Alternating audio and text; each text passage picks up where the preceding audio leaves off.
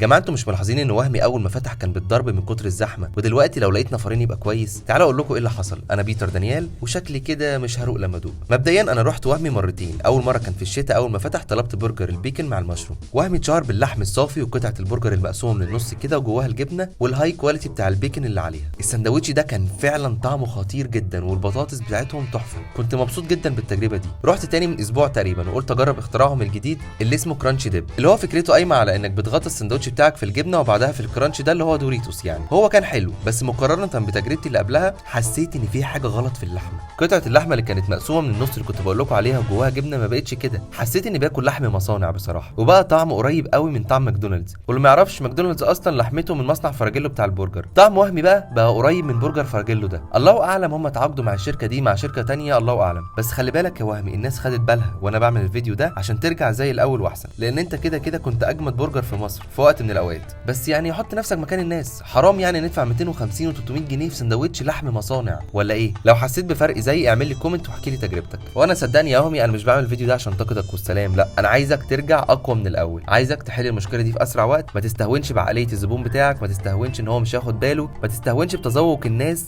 اللي خدت على اللحمه بتاعتك. اوعى تستهون بكل ده، لان الناس ذكيه جدا وبتعرف تفرق الكواليتي اللي فاتت بالكواليتي الجديده.